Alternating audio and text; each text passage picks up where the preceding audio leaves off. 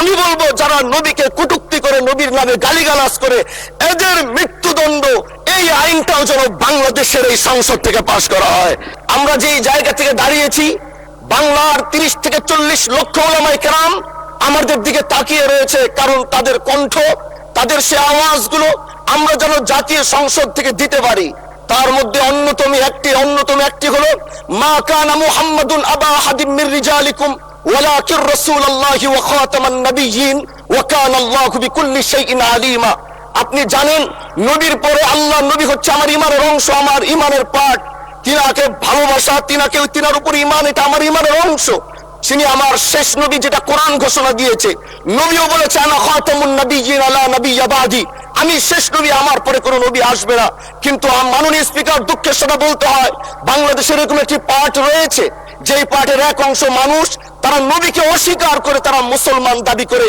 এবং এই বিষয়ে অনেকের ধারণা আছে, তারা জানে এই আন্দোলন করতে গিয়ে অনেক মুসলমানকে রাস্তায় শহীদ হতে হয়েছে, আন্দোলন করতে হয়েছে। স্বাধীনতার পর থেকে আজও সে আন্দোলন চলছে, কিন্তু আজও পর্যন্ত সেটা পাইনি। আমি মাননীয় প্রধানমন্ত্রীকে বলবো, আপনি বাংলাদেশে একটি ইতিহাস রচনা করে যাবেন। আপনার মাধ্যমে যদি এটা স্বীকৃতি পায়, যারা নবীকে অস্বীকার করে তারা কোনোদিন মুসলমান থাকতে পারে না, এটা আইনের মাধ্যমে, এটা বাংলাদেশের পার্লামেন্ট থেকে ঘোষণা হবে, সেটা আমরা চাই।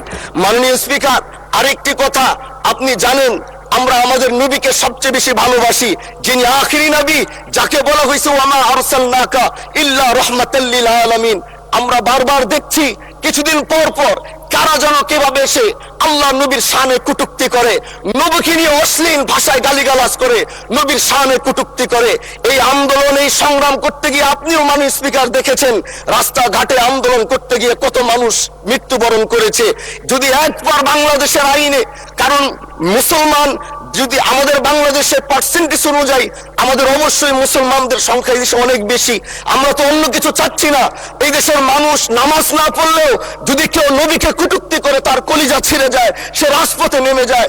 আমি বলবো যারা নবীকে কটূক্তি করে, নবীর নামে গালিগালাজ করে, এদের মৃত্যুদণ্ড, এই আইনটাও যেন বাংলাদেশের এই সংসদ থেকে পাশ করা হয়।